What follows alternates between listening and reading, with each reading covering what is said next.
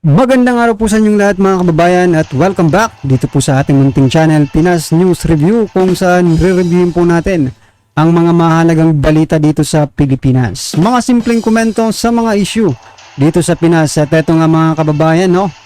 Kapapasok lang, Jinggoy, halatado ang galawan. Nako, Morales pinahiya sa publiko.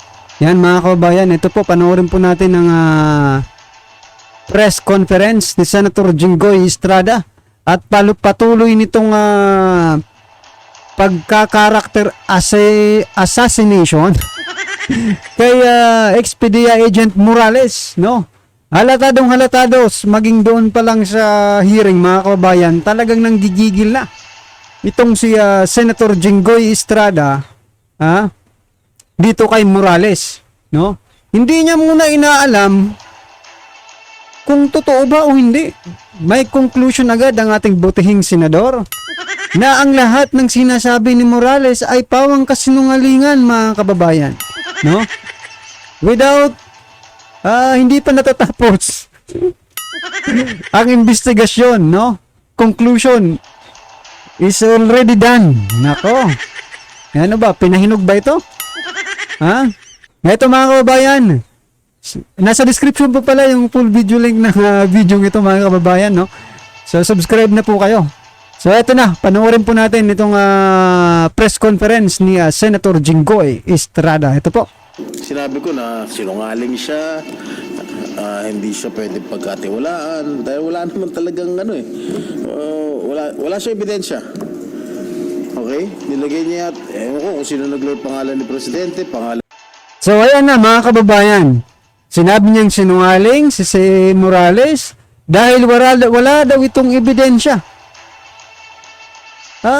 For your information, Senator Jinggoy Estrada, kaya nga po napunta dyan sa Senado si Morales dahil po dyan sa dalawang dokumento na kumakalat ngayon, no? Paano nyo nasabing walang ebidensya? Ibig sabihin, ganun po kabobo itong si Senator Bato? Dahil walang ebidensya si Morales, tapos binigyan niya ng hearing? Ganun ba yan mga kababayan?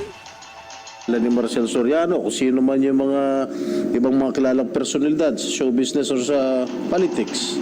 Wala namang makakapagpatunay.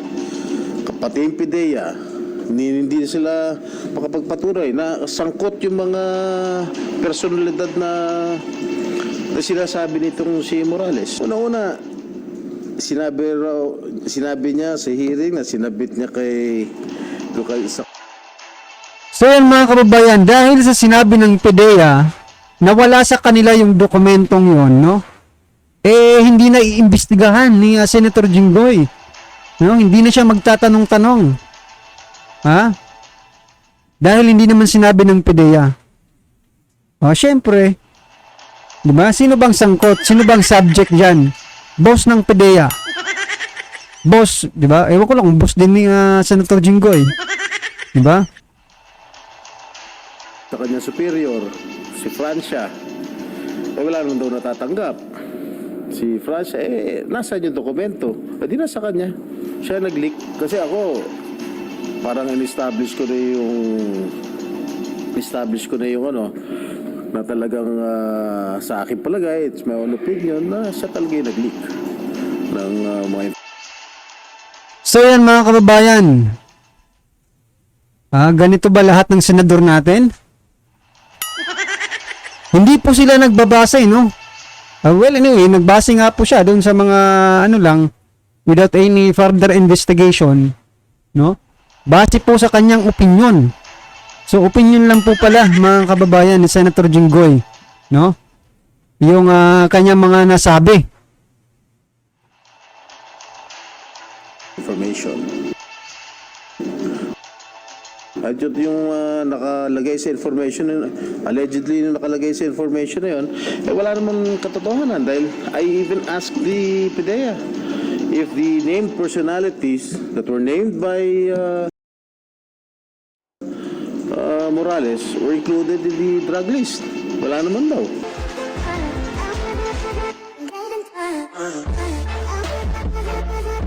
Grabe mga kababayan. Sinungaling. Polluted source. Una-una, sinabi niya sa hearing na sinabit niya sa kanya superior, si Francia. Wala naman daw natatanggap. Si Francia, nasaan yung dokumento? Di na sa kanya. Siya nag-leak. Simple lang naman yan. So, dapat ba bang i-pursue ni Senator Bato de la Rosa yung investigation? Well, it is the call of the chair of public order, Senator Bato, kung gusto niya i-pursue. Kasi ako, parang in-establish ko na yung ano, na talagang sa akin palagay, it's my own opinion, na siya talaga yung nag-leak ng mga information. At yung nakalagay sa information, allegedly na nakalagay sa information na yun, wala namang katotohanan dahil I even asked the PIDEA if the named personalities that were named by Morales were included in the drug list. Wala naman daw. Sir, ano yung motibo ng pag-ilig? Sa tingin na may tao behind that? That I do not know. I am not sure about it. Pero possible. Possible. There's a big possibility about it. Dapat sir na yung ganung klase ng nag-relate ng classified document, dapat niyang panagutan ito. Meron tayong batas tungkol dyan. I read, in my opening statement, I read that yung Ayan mga kababayan, no? Hindi mo alam kung habang pinanunood mo sa Senator Jinggoy Estrada kung maniniwala ka ba sa kanyang sinasabi, sa kanyang mga sinasabi, no? Kasi habang tumatagal na pinanunood mo sa Senator Jinggoy Estrada, parang nahihiya po siya, no? Paano hindi po siya mahihiya? Mismong siya, convicted po siya ng bribery. Diba? Pero bakit bakit ganito po? Ha? Eto marami pong nagko-comment na mas ewan ko lang sa inyo mga kababayan kung kayo ang tatanungin kasi yung iba nagko-comment po na mas naniniwala pa sila kay Morales kaysa po kay Senator Jinggoy Estrada. Ha? Naalala, eto hindi ko inaano pero kwento ko na rin po sa inyo kasi may napanood ako last election ba yun? Yung habang linilinis po, no? Yung Manila Bay. Yung tatay po nito, si former President Joseph Estrada. Di ba? Habang naglilinis po sa Manila Bay, sila naman po na medyo naglilinis-linis din po. Pero, scripted po. Scripted po kasi ibinubuhos yung basura dito sa unahan. Tapos, inaano naman ni Joseph Estrada dito sa may huli, di ba? Parang nilalambat. Ang point ko lang mga kababayan, yung ama nito sinungaling. Di ba? Nilokong taong bayan doon sa kanilang palabas. No?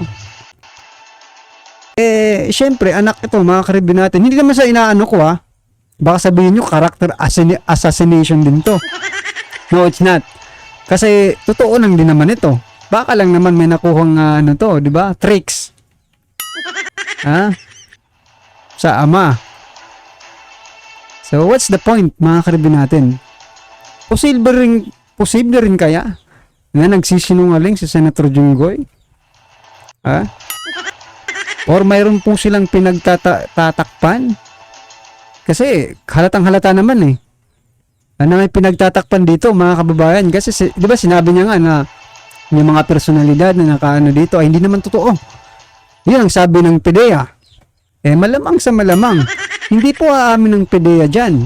Di ba? Boss nila yan Sabi ko nga kanina, boss po nila yan.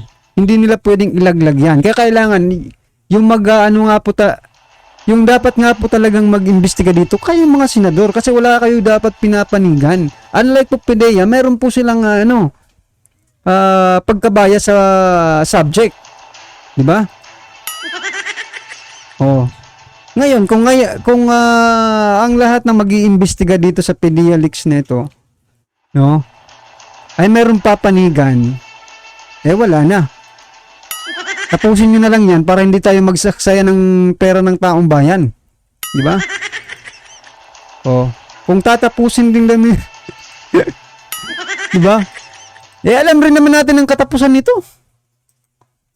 O sa mga galawang ganitong tulad ganitong galawan, mga kababayan, alam na po natin kung anong magiging katapusan nito. Diba?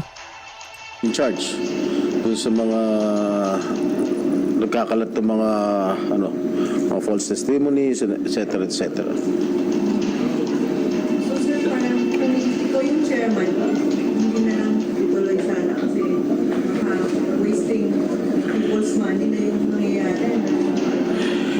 Sa akin palagay dahil sinabi ko na sinungaling siya, hindi siya pwede pagkatiwalaan dahil wala naman talagang wala siyang ebidensya. Okay? Nilagay niya at ewan ko kung sino naglagay pangalan ni Presidente, pangalan ni Marcel Soriano, kung sino man yung mga ibang mga kilalang person. Hindi po pala alam ni Senator Jinggoy Estrada na ang gumawa po ng dokumentong yon ay si Morales. Kasi sinasabi niya dito na hindi ko alam kung sino yung naglagay ng pangalan. So hindi niya nga po talaga alam, mga kababayan, kaya sinasabi niyang sinungaling si Morales. So dapat kasi umaten kayo sa first hearing pa lang. Or kung wala mang umaten sa inyo, dapat may representative kayo na nakikinig doon, di ba? Hirap naman eh. Kapag hindi pabor sa inyo, ine-chatwera na ninyo yung mga investigasyon, di ba? Sa show business or sa politics. Wala namang makakapagpatunay. Pati yung PDEA, hindi sila makapagpatunay na sangkot yung mga personalidad na sinasabi nitong si Morales. Sir, dapat bang mag-itigil na kasi pwede makadestabilize ito considering na si Presidente sa mga ginagawa. Well, as far as I am concerned, I've already established that the President is not involved. The President is not included in the drug list. So yan mga kababayan wow. So halatang kung sino po talaga yung prenoprotektahan dito. Mapapawaw ka na lang talaga kay Senator Jinggoy Estrada. Tiwalang tiwala po siya. No? Na hindi sangkot si PBBM. Eto ang tanong, ano pong basehan nyo? Ano pong basehan nyo? Isa po ba kayo sa may hawak ng drug list?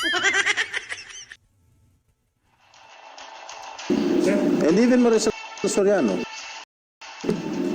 hindi porket kalyado ko si Presidente, we'll just base it on facts, the truth. Pati hindi maporket kasama ko sa industriya ng pelikulang Pilipino si Maricel, hindi naman talaga, hindi naman din siya sangkot sa sa illegal na droga. And how will this affect the credibility ng Senate hearings kapag may mga ganyan Yung in fairness naman kay Senator Bato, what he wants is to know the truth. Yung buong katotohanan lang naman ang gusto niya. Wala naman siya pinapanigan with all due respect kay Senator Bato. Wala naman siya pinapanigan. Yun na nga mga kababayan, si Senator Bato wala pong pinapanigan. Palakpakan po natin. Very good. Kasi wala po siyang pinapanigan. Kasi Senator Jinggoy Estrada, senador, senador po siya. Taong bayan pong naghalal. Dapat wala rin po sana itong pinapanigan diba? At hindi agad-agad nagbibigay ng konklusyon. Para hindi sa bandang huli ay hindi po sila mapasok. Diba? Panigan. Sir, pero nagagalit gamit nga po sa politics. Kasi parang di ba sabi ko, yes, kahapon, pagka umattend kayo ng hearing ni Senator Risa, anti-Marcos na. Hindi, yun ang perception. Pero sa aking palagay, they are fair sa pag-imbestiga. Nakikita niyo naman sa pag-imbestiga ni Senator Bato, nila Senator Risa, fair naman, fair and square naman. Fair level playing field. So, naniniwala kayo na not really the persecution. Ano? Naniniwala kayo na Hindi naman. Sir, okay naman sa inyo na political and foreign relation, hindi ko yung mga sa Well, okay lang sa akin. Of course. Wala naman less job sa akin. Sir, sa pagdari committee kayo, sir, I do not know. Sir, kanina sir sa hearing kanina. Hindi ko alam kung ni-refer sa Committee on National Defense as a secondary committee. Ni-refer ba? Baka primary committee yung Committee on Foreign Relations. Sir, kanina sa hearing ni Sen. Rita sa Pogo, yung naring daw na Pogo Hub sa Bambanos being used din to conduct surveillance at nagagamit sa hacking ng government website. Well, I am not privy to it, but the information that reached my office is that the owner of the Pogo, the biggest Pogo yata in Banban, So yan mga kababayan, ano po ang masasabi nyo dito kay Senator Jingo Estrada? Halata nyo rin po ba? No? Na mayroon pero no protektahan? Ay, ilang beses niyo yung sinabi, di ba? Na hindi involved. Na walang ebidensya nagpapatunay na si PBBM nga. No, at hindi niya alam yung ebidensya, yung dokumento, di ba? Kung sino yung gumawa. Iyan na nga, nasa harap niyo na yung gumawa ng dokumentong yun at nagpapatunay siya na siya nga talagang gumawa. Malamang sa malamang. Kasi yung nakikita ko po dito kasi Senator Jingo Estrada, yung pinagbabasihan niya lang, yung pinaniniwalaan niya lang talaga dito, yung PDEA. Pag sinabi ng PDEA na wala na talaga. Wala nang follow-up question, something na, di ba, madidikdik pa yung PDEA. Sinabi ng wala hindi wala. Pero mga kababayan, di ba, aamin po bang PDEA? Yun po yung malaking tanong aamin po ba yung PDEA? Kaya, so yun nga po. Dapat nga pong papasalamat tayo dito sa mga senador to kung ginagawa lang nila yung trabaho nila. Hindi naman sa kinakampihan natin, si Morales. Parang ganun na rin na papunta na tayo sa pagkampi kay Morales kasi nga po, hindi patas yung mga senador. Pero kung nakikita nating patas naman yung pag-iimbestiga, no? Siguro ko lang naman mahati yung simpatya ng taong bayan. Hindi mapupunta lahat kay Morales. Hindi ko naman sinasabing lahat, no? Yung mga lang dito, yung mga viewers natin, no? Hindi magkakaroon ng maiisip nila na, okay rin pala itong mga senador, di ba? Kasi nagtatanong talaga ng maayos at mukhang binabalanse nila, di ba? O sasabihin naman ng mga bakit kayo ba binabalanse nyo ba? Yan na nga, hindi naman tayo senador, vlogger po tayo at mayroon po tayong sinasabing pagkabayas, di ba? Kung saan po tayo pumapanig, doon po yung pagbayas natin, mga kababayan. O hindi naman tayo mainstream media. O yan lang po pagkakaiba natin sa mainstream media, di ba? No, dahil mayroon po tayong pinapanigan. Kung saan tayo nakikisimpatya, doon po tayo kasi yan po Hindi naman pwedeng magplastikan tayo dito, di ba? Hindi tulad ng iba. Ito, may napanood pa, i-share ko lang sa inyo mga kababayan May napanood daw kayo na vlogger. Kasi nakasubscribe ako sa kanya kasi nga po, Duterte supporter din to dati Pero nung pinanood ko na siya kanina, iba na po yung tono ng pananalita niya mga kababayan. Sabi ko, nagbago na rin pala ang nito. Diba? So ayan mga karibin natin, wala pong permanente dito sa mundo maliban sa mga nagpapakatotoo. Diba? Kahit kumonti man ng views o hindi, diba?